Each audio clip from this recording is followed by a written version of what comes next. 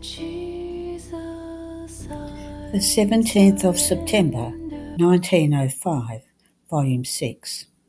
How one can participate in the sorrows of the Queen Mama. Having been in much suffering because of the privation of my most sweet Jesus, this morning, the day of the sorrows of Mary Most Holy, after I struggled in some way, he came and told me, "My daughter, what do you want that you so much yearn for me?" And I, "Lord, what you have for yourself, that is what I yearn for myself."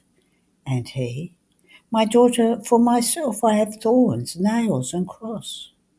And I, "Well then, that is what I want for myself." So he gave his crown of thorns and shared with me the pains of the cross. Then he added, "Everyone can share in the merits and in the goods produced by the sorrows of my mother.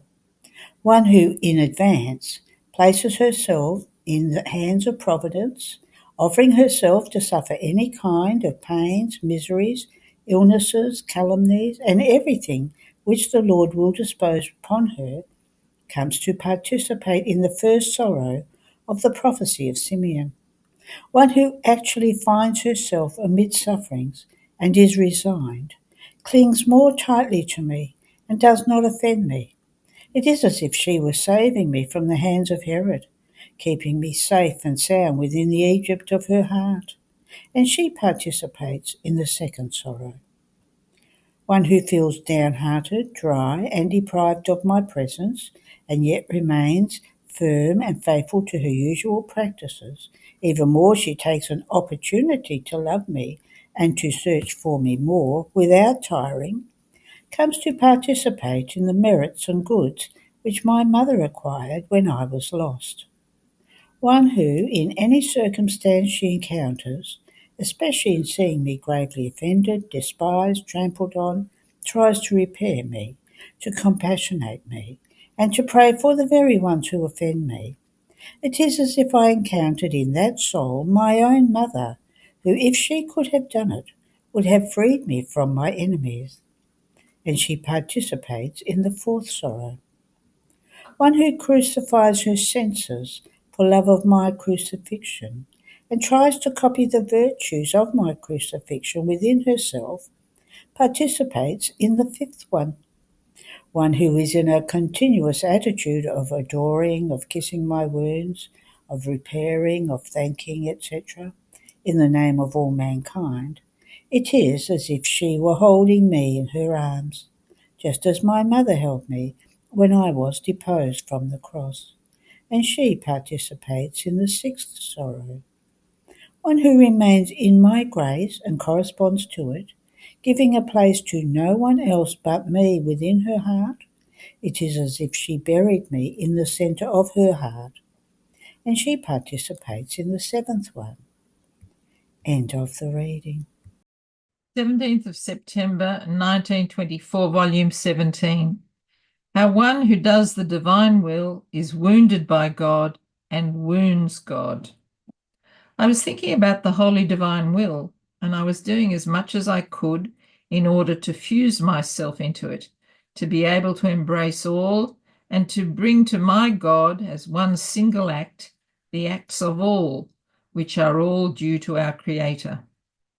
Now, while I was doing this, I saw the heavens open and a sun come out of them, which, wounding me with its rays, penetrated into the very depth of my soul. And my soul, wounded by those rays, turned into a sun, which, spreading its rays, wounded that sun from which it had been wounded. And since I continued to do my acts for all in the divine will, these acts were overwhelmed by these rays and transformed into divine acts, which, spreading through all and over all, formed a net of light, such as to put order between creator and creature. I remained enchanted at this sight, and my adorable Jesus, coming out from within my interior in the middle of this sun, told me, "My daughter, do you see how beautiful is the sun of my will? What power, what marvel?" As soon as the soul wants to fuse herself in it, to embrace all, my will, turning into sun, wounds the soul and forms another sun within her. And as she forms her acts, these become rays which wound the sun of the supreme will. And overwhelming all within this light, she loves, glorifies, satisfies her Creator for all, and what is more, not with human love, glory, and satisfaction, but with love and glory of divine will, because the Son of my will has worked in her. Do you see what it means to do acts in my will? This is to live in my will. The Son of my will, transforming the human will into sun, acts in it as if in its own centre.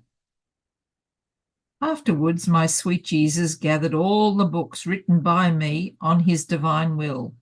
He united them together, then pressed them to his heart, and with unspeakable tenderness added, I bless these writings from my heart. I bless every word. I bless the effects and the value they contain. These writings are part of myself. Then he called the angels, who prostrated themselves, their faces to the ground, to pray. And since two fathers, who were to see the writings, were there present, Jesus told the angels to touch their foreheads, to impress in them the Holy Spirit, so as to infuse in them the light, in order to make them understand the truths and the good contained in these writings. The angels did that, and Jesus, blessing us all, disappeared. End of the reading. The 17th of September, 1926, Volume 20. How each thing created by God has its place, and one who goes out of the divine will loses his place. Importance of the kingdom of the divine fiat.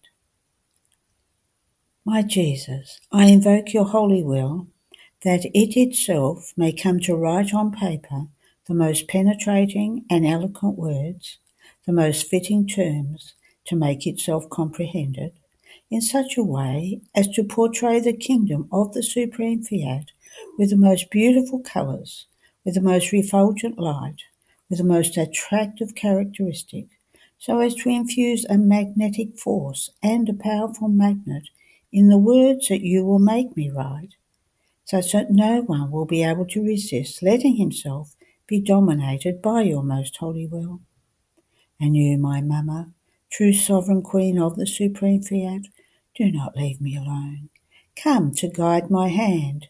Give me the flame of your maternal heart.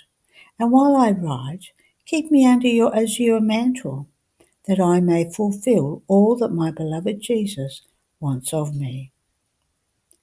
I felt all invested by the supreme volition, that drawing me into its immense light, made me see the order of creation, how each thing remained at the place assigned by its creator.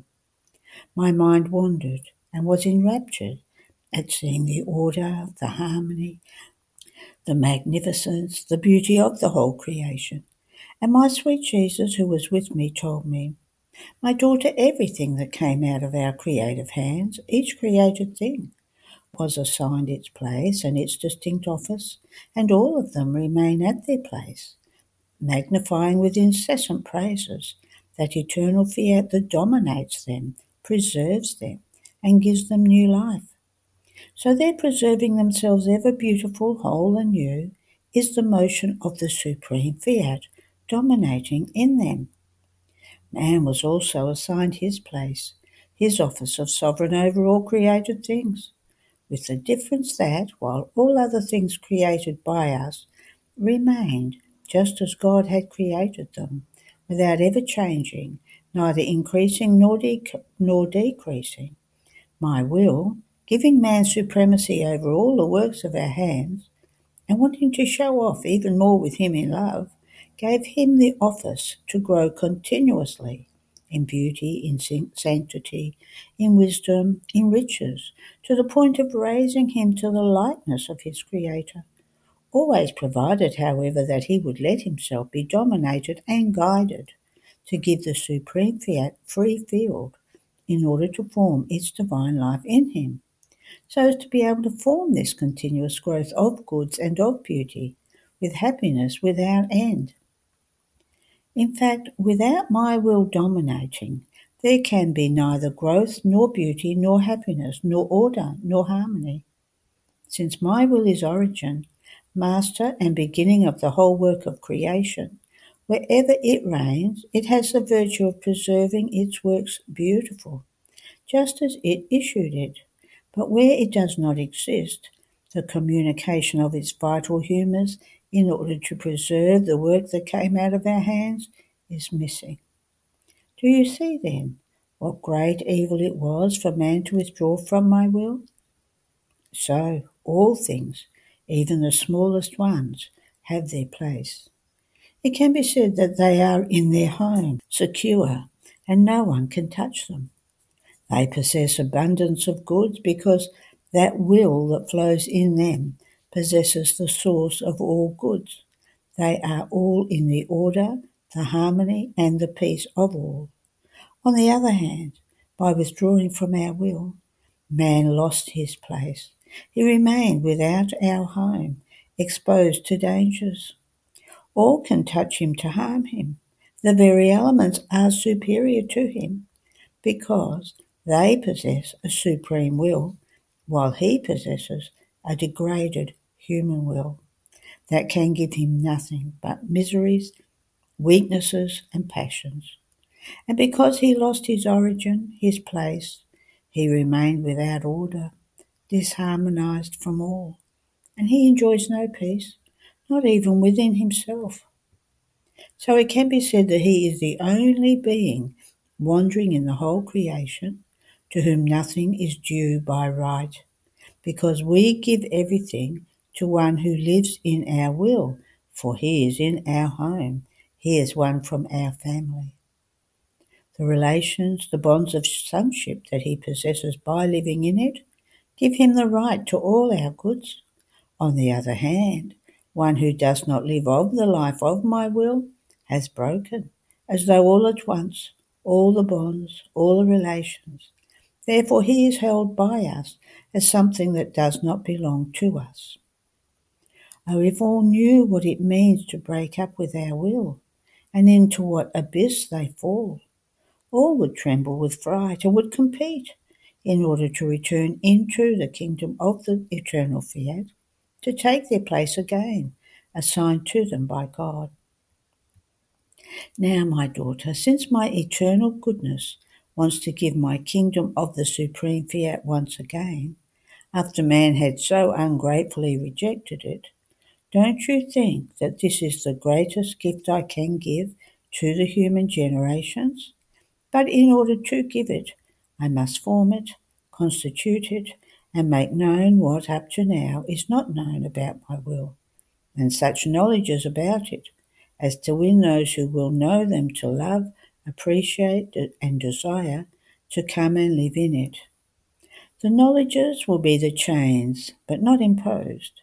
Rather, they themselves willingly will let themselves be bound. The knowledges will be the weapons, the conquering arrows that will conquer the new children of the supreme fiat. But do you know what these knowledges possess?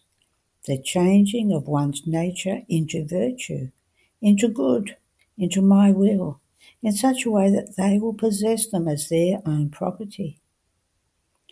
On hearing this, I said, My love Jesus, if these knowledges on your adorable will contain so much virtue, why did you not manifest them to Adam, so that, by making them known to posterity, they would have loved and appreciated more a good so great, and this would have disposed the hearts for the time when you, divine repairer, would decree to give us this great gift of the kingdom of the supreme fiat.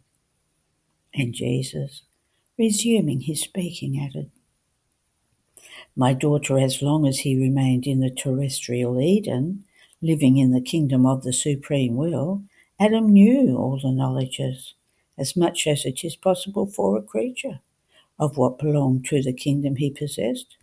But as soon as he went out of it, his intellect was obscured.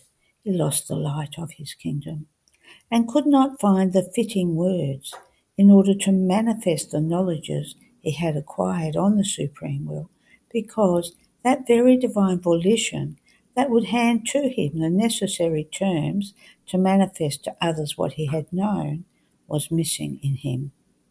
This on his part, more so, since every time he remembered his withdrawal from my will and the highest good that he had lost, he felt such a grip of sorrow as to become taciturn, engrossed in the sorrow of the loss of a kingdom so great, and of the irreparable evils that, as much as Adam might do, it was not given to him to repair. Indeed, that very good whom he had offended was needed in order to remedy them. On the part of his Creator, he received no order, and therefore he was not given enough capacity to manifest it. Why manifest a knowledge if it would not give him the good it contained? I only make a good known when I want to give it.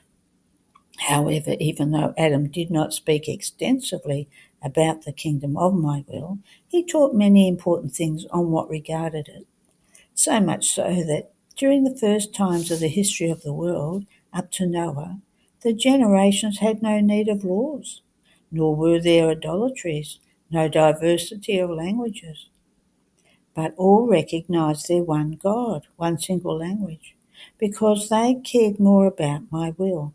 But as they kept moving away from it, idolatries arose and degenerated into worse evils. And this is why God saw the necessity of giving his laws as a preserver for the human generations. So one who does my will has no need of laws, because my will is life, is law, is everything for man. The importance of the kingdom of the supreme fiat is immense, and I love it so much that I am doing more than in a new creation and redemption. In fact, in creation, my omnipotent fiat was pronounced only 6 times in order to dispose it and issue it all ordered. In redemption I spoke, but since I did not speak about the kingdom of my will, that contains infinite knowledges and immense goods, I did not have a very extensive subject with many words to say, because everything I taught was of limited nature, and a few words were enough to make it known. But in order to make my will known, it takes much, my daughter. Its history is extremely long. It encloses an eternity, with no beginning and no end. Therefore, as much as I speak, I have always something to say. This is why I am saying, oh, how much more. Being more important than anything, it contains more knowledges, more light, more greatness, more prodigies. Therefore, more words are needed. More so, since the more I make known, the more I expand the boundaries of my kingdom to be given to the children who will possess it.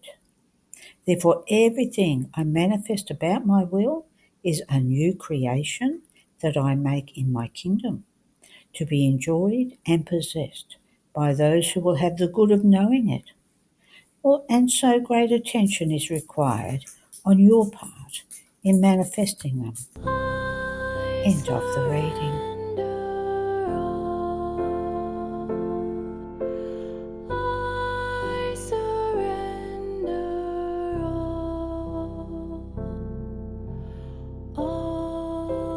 Thee, my blessed Saviour, I surrender all. 17th of September 1927, volume 23. The pains are like iron beaten by the hammer that emits sparks. Differences between the cross of the humanity of our Lord and that of the divine will, and how the divine will has its incessant act. My Jesus, life of my poor heart, come to sustain my weakness. I am still a little child, and I feel the extreme need for you to keep me in your arms, to guide my hand while I write, to feed me the words, to give me your thoughts, your light, your love, and your very will.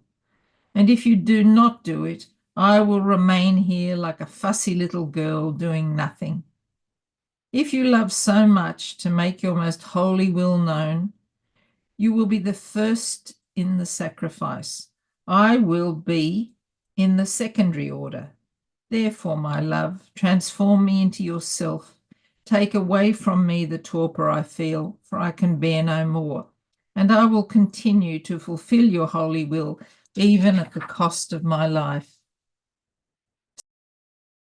So, continuing in my abandonment in the divine will, I felt myself in the nightmare of the pains, and my beloved Jesus, clasping me to himself to give me strength, told me, "My daughter, the pains are like iron beaten by the hammer that makes it sparkle with light and become red hot to the point of being transformed into fire. And under the blows it receives, it loses its hardness. It softens in such way that one can give it the shape one wants. Such is the soul under the blows of pain. She loses hardness. She sparkles with light. She is transformed into my love and becomes fire. And I, divine artificer, finding her soft, give her the shape I want. Oh, how I delight in making her beautiful.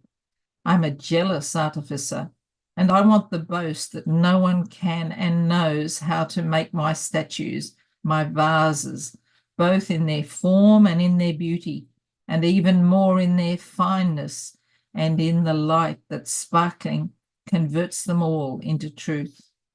So for each blow I give her, I prepare a truth to be manifested, because each blow is a spark that the soul emits from herself, and I do not lose them, as does the smith in beating the iron, but I use them to invest those sparks of light with surprising truth, such as to serve the soul as the most beautiful clothing and to administer to her the nourishment of divine life. After this, I followed my sweet Jesus, but he was so afflicted and in suffering as to arouse pity, and I, "Tell me, my love, what's wrong? Why do you suffer so much?" And Jesus added, "My daughter, I suffer because of the great sorrow of my will. My humanity suffered. It had its cross, but its life on earth was short. On the other hand, the life of my will in the midst of creatures is long. It has been already 6,000 years, and it will last even longer. And do you know who its continuous cross is? The human will. Each act of it opposed to my will, and each act of my will that it does not receive, is a cross that it forms for my eternal volition. Therefore, its crosses are innumerable. If you look at all creation, you will find it all full of crosses formed by the human will. Look at the sun. My divine will brings its light to creatures, and they take its light, but do not recognize who he is that brings this light. And my will receives so many crosses in the sun for as many as are those who do not recognize it, who, while they enjoy the light, use that very light to offend that divine will that illumines them. Oh, how hard and painful it is to do good and not to be recognized. The wind is full of crosses. Each of its blows is a good that it brings to creatures, and they take and enjoy that good, but do not recognize who he is that in the wind caresses them, refreshes them, purifies the air for them. And so it feels itself being thrust with nails of ingratitude and crosses at each blow of the wind. The water, the sea, the earth are full of crosses formed by the human will. Who does not avail himself of water, of the sea, of the earth? Everyone does. And yet my will, that preserves everything and is primary life of all created things, is not recognized and is present in them only to receive crosses from the human ingratitude. Therefore, the crosses of my will are numberless and more painful than those of my humanity. More so, since my humanity does not lack some good souls who have comprehended its sorrows, its torments, the pains that they made me suffer, and even my death, compassionating me and repairing for what I suffered in my mortal life. On the other hand, those of my divine fiat are crosses that are not known, and therefore without compassion and without reparation. This is why the sorrow that my divine will feels in all creation is so great as to cause now the earth, now the sea, now the wind to burst with sorrow. And in its sorrow, it unloads scourges of destruction. This is the extreme sorrow of my will that, unable to endure any more, strikes those who do not recognize it. This is why I call you so very often to go around in all creation, to make known to you what my will does in it, the sorrow and the crosses it receives from creatures, so that you may recognize it in each created thing, love it, adore it, thank it, and be the first repairer and consoler of a will so holy. In fact, only one who lives in it can penetrate into its acts and recognize its sorrows, and with its very power become the defender and the consoler of my will that for many centuries has been living isolated and crucified in the midst of the human family. Now, while Jesus was saying this, I looked at the creation, and I saw it as all full of crosses that could not be counted, so many they were. And as the divine will would issue its acts from itself to give them to creatures, the human will would issue its cross to crucify those divine acts. What sorrow, what pain. And my beloved Jesus added, my daughter, my eternal fiat has had an incessant act towards creatures from the moment it created the whole creation. But because my reigning will was missing in creatures, these acts were not received by them, and therefore remain suspended in the whole creation within my very divine will. Now, when I came upon earth, my first interest was to take into myself its incessant act that had remained suspended within it, because it had not been able to take its place in the creature. And my humanity, united to the Word, first was to give place to this incessant act, giving satisfaction to it, and this was my unknown passion, the longest and most painful. And then I occupied myself with the redemption. The first act in the creature is the will. All other acts, whether good or bad, are in the secondary order. Therefore, I had to have as first the concern of placing my safety within myself, all the acts of my divine will, descending down below to the human acts, to reunite the two wills together, so that in seeing its acts being placed in safety, my will might reconcile with creatures. Now, today I invite you to take into yourself these acts, rejected by creatures, because my will continues its incessant act and remains with the sorrow of seeing it suspended within itself, for it finds neither anyone who receives them, nor anyone who wants them, nor anyone who knows them. Therefore, be attentive in working and suffering together with me for the triumph of the kingdom of my divine will. End of the reading. The 17th of September, 1933, Volume 32. How the Divine Will is the engine and assailant. It gives life, it recalls to life, and it makes rise the memory of everything. Divine Encampment. How the motion of my divine will finds its life in the creature. I am under the eternal ways of the divine volition, and it seems to me that it wants me to pay attention to these waves, recognize them, receive them in me, and love them, in order to say to me, I am the eternal volition. I remain over you. I surround you everywhere. I invest your motion, your breath, your heartbeat, in order to make them mine, and in order to make the way for me, and so be able to extend my life in you.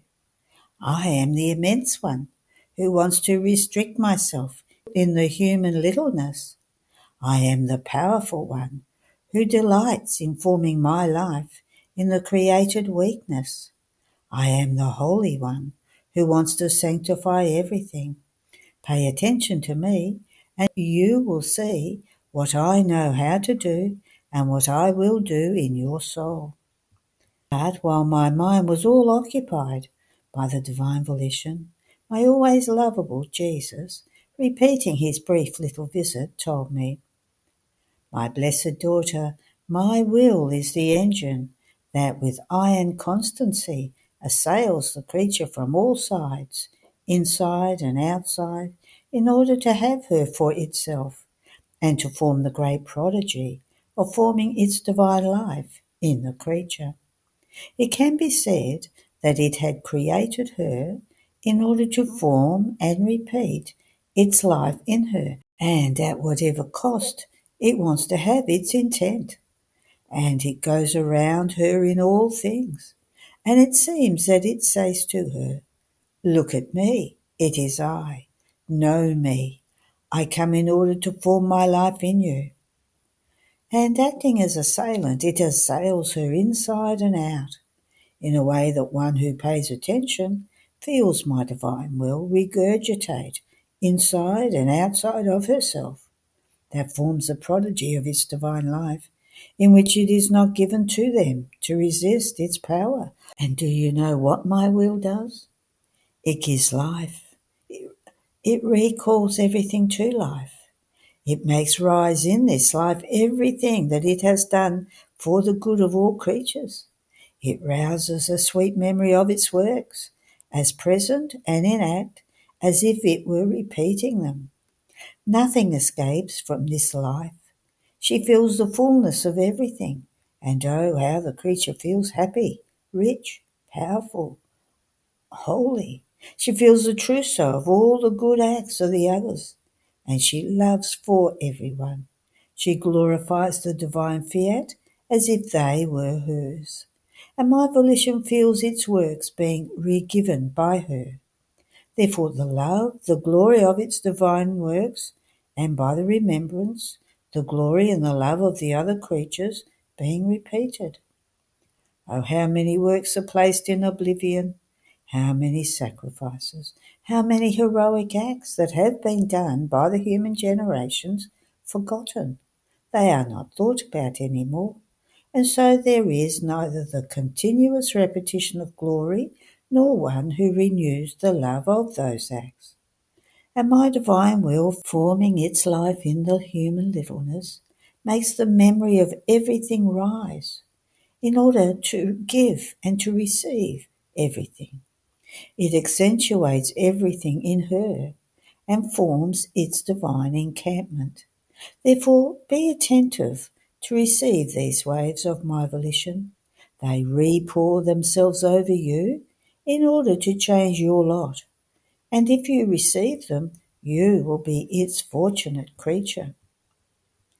After this, I continued to think about the divine volition, and I thought to myself, but how can this divine life form in the soul? And my sweet Jesus added, my daughter, the human life is composed of soul, of body, of members distinct from one another. But what is the primary motion of this life? The will, such that without it she would not be able to do beautiful works, nor acquire sciences, nor be capable of teaching them, because all the beauty of life would disappear for the creature, and if she possesses beauty, dowry, value, talent, it must be attributed to the motion of the order that the will holds over human life.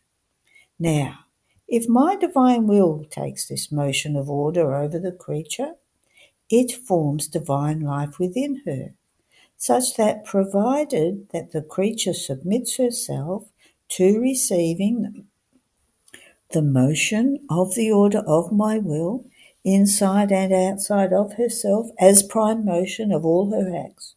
Already this divine life of mine is formed, and it takes its royal place in the depth of the soul. Motion says life, and if the motion has a human will as beginning, one can call it human life. If instead the beginning is of my will, one can call it divine life. Do you see how easy it is to form this life, provided the creature wants it? I do not want, nor do I ever ask, impossible things from the creature. Rather, first I make it easy, I surrender it suitable, feasible, and then I ask her. And while I ask her, in order to be more secure that she can do what I want, I offer myself to do together with her what I want her to do. I can say that I place myself at her disposal so that she would find strength, light, grace, sanctity, not human, but divine. I do not heed either what I give or what I do. When the creature does what I want, I abound with her so much as to make her feel not the weight, but the happiness of the sacrifice that my divine will knows how to give. And since human life has its life, its distinct members, its qualities, so our Supreme Being has its most perfect, most pure qualities, not material, because there does not exist in us matter that forms our life.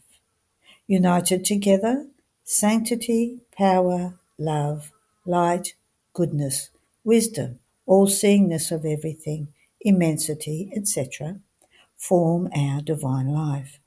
But who establishes the motion? Who rules? Who develops with an incessant and eternal motion all our divine qualities? Our will.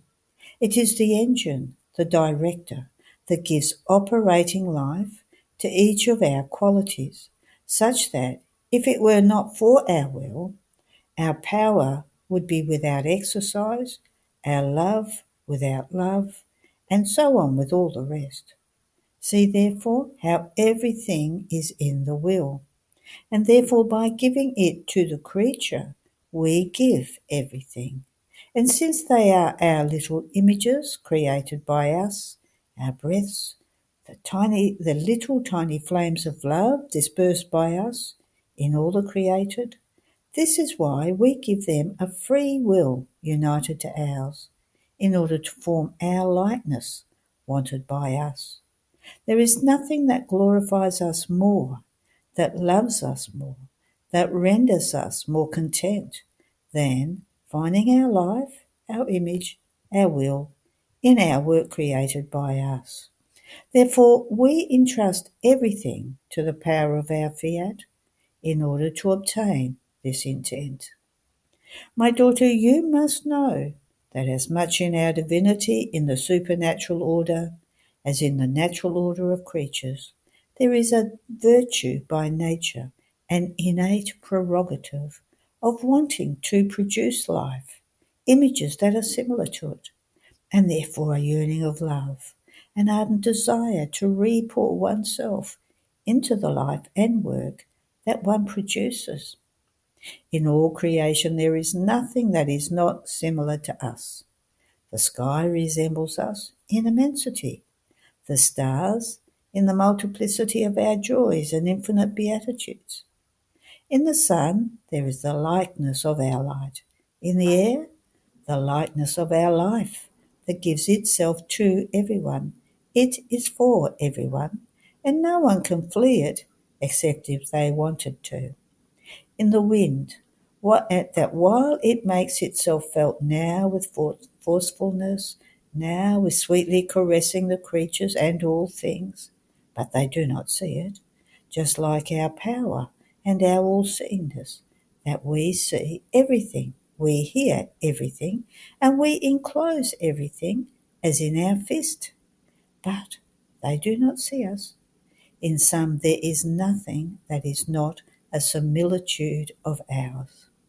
All our works give of us, they praise us, and each one has the office of making known its quality of their Creator. Now, in man there was not only work that we made, but human life and divine life that we created in him. Therefore we long for, we desire, we yearn to reproduce in him our life and image. We even reach to drowning him with love. And when he does not let himself be drowned, because he himself is free, we reach to persecuting him with love, not letting him find peace in everything that escaped from us. Not finding ourselves in him, we wage incessant war, because we want our beautiful image, our life, reproduced in him. And since all things are made and grafted by us, even in the natural order, there is this virtue of wanting to produce similar things and life. Do you see? A mother generates a child. All her anxieties and desires are that she wants him similar to herself, and she yearns to see him in the light similar to his parents. And if the child is similar to them, oh, how content they are by it. They boast. They want everyone to see him. They raise him with their customs according to their ways. In some, this child becomes their preoccupation and their glory. But if instead he is dissimilar to the parents, ugly, deformed, oh, how they remain embittered, tormented. They arrive at saying with greatest sorrow, "It seems that he is not our son of our blood." They would almost want to hide him and to not let anyone see him, feeling themselves humiliated and confused. And this baby will be the torture of the parents for their whole lives. All things possess the virtue of reproducing similar things. The seed produces another seed, the flower another flower, the bird another little bird, and so for all the rest. Not to produce similar things is to go against the divine and human nature. Therefore, not having the creature similar to us is one of our greatest sorrows, and only one who lives of our will be able to be our joy and bearer of glory and triumph for our creative work. End of the reading. There are no more readings today. Have a blessed day.